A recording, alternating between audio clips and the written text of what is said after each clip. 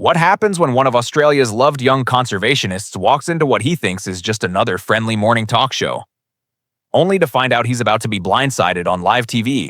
What happens next is one of the shocking, painful TV moments in recent memory.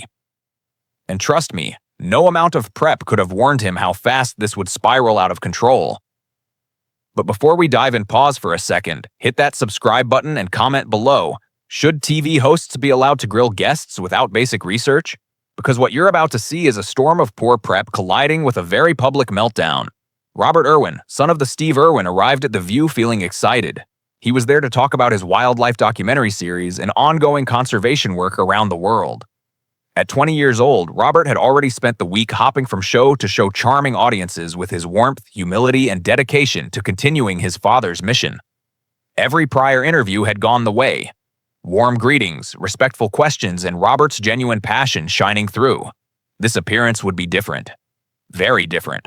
Joy Behar wasn't interested in another feel-good chat. She had an agenda. The moment Robert stepped on stage, the energy shifted.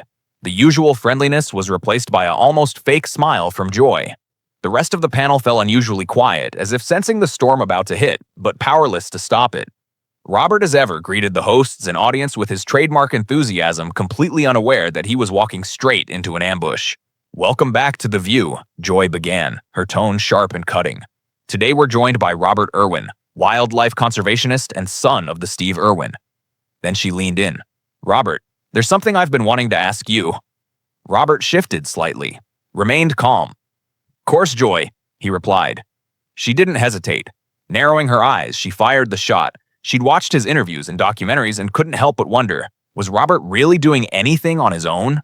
Was he just coasting on his father's legacy? The studio went silent. You could almost feel the air thicken. Robert's smile faltered for a moment before he steadied himself, responding with professionalism, the poise of someone who had faced this accusation before. He explained that he'd been involved in conservation since childhood, helped rescue thousands of animals, worked with endangered species programs, and dedicated his life to protecting wildlife. Joy wasn't satisfied.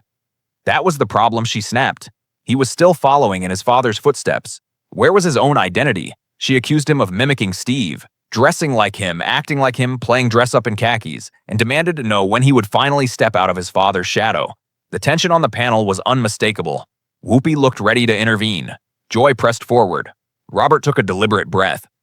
Carefully choosing his words, he explained that conservation was never about ego or personal branding. It was about the mission. Whether he was expanding his father's work or launching initiatives, the goal was always the same: protecting wildlife, and Robert Irwin was doing just that. Joy rolled her eyes, dismissing his response as convenient. Then came the line that cut deep. She accused him of being afraid to step out on his own because he might not measure up. Then, as if that wasn't enough, she told the 20-year-old it was time to grow up instead of running around with animals. That's when everything changed. Robert's expression hardened. The polite TV smile vanished, replaced by something controlled and unshakable. He repeated her words, emphasizing playing with animals with a piercing intensity. "Do you even know what my work involves?" he asked, voice charged. Then he laid it out. He spoke of rescuing a koala and her joey from raging bushfires. He described breeding programs that reintroduced animals to regions where they had been extinct for decades. He recounted relocating snakes to protect families, lessons learned from growing up alongside one of the most iconic wildlife conservationists in history, like his dad, Steve Irwin. Every word cut through the tension like a spotlight in a room, and in that moment it was clear. Robert Irwin wasn't his father's son. Robert Irwin was his own force, resilient, passionate, and unafraid to defend the work that mattered most, like conservation and protecting wildlife. Robert Irwin had helped run a wildlife hospital that treated over 100,000 animals. This was not a game. This was not a costume. This was responsibility. The studio went completely silent. Joy misread the moment. She pushed harder, dismissing his passion as emotion. Facts, she said, mattered more than heart. Without his name, she claimed Robert Irwin would just be another kid pretending to be a zookeeper. She suggested it was time for him to find a real job. Robert Irwin froze. That posture spoke volumes. Quietly under his breath, he repeated, "A real job." Then he looked directly at Joy.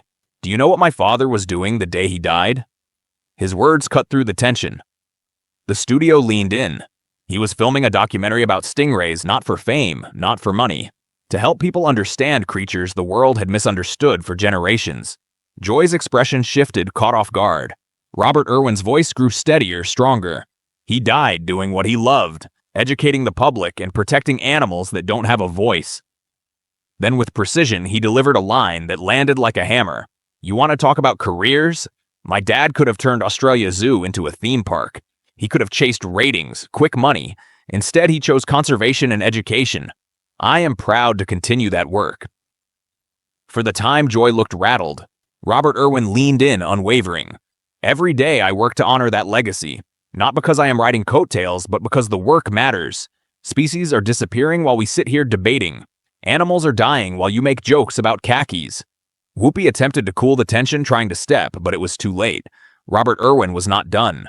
Calmly, he addressed Joy. You did not ask questions. You attacked my character. You dismissed my work. You mocked conservation. So let me ask you, would you say the things to David Attenborough? To Jane Goodall? Joy opened her mouth. No words came. Robert Irwin continued. You are criticizing someone who spends his life saving animals while you sit on television giving opinions. Want to talk about impact? How many species have you helped preserve? The studio gasped. Joy stiffened. She tried one jab. Maybe you just needed someone to tell you the truth. Not everyone thinks you are special because of your name. That was the breaking point. Robert Irwin stood instantly. Special because of my name? He repeated, calm, ice cold. Do you know what that name actually means? It means waking up before sunrise to care for animals. It means learning crocodile behavior as a child. It means carrying a world-changing responsibility on your shoulders. Joy tried to regain control.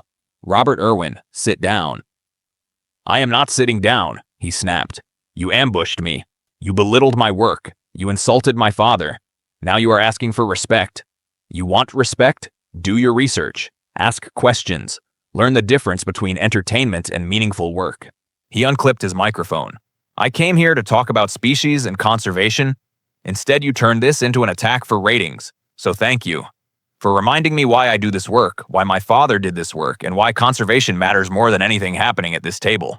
He placed the microphone down, stared into the camera. If you actually care about wildlife, go look up the work we are doing at Australia Zoo. Because unlike some people, we are trying to make the world better. With that, Robert Irwin walked off the set. Joy Behar sat frozen. The panel was speechless. The audience did not move. Millions watching at home could not believe what they had just witnessed. The camera lingered on Joy enough for the shock to fully register before cutting abruptly to commercial. Robert Irwin had not just defended himself that day. He defended conservation. He defended his father. He defended every creature that cannot speak for itself. So now I want to hear from you.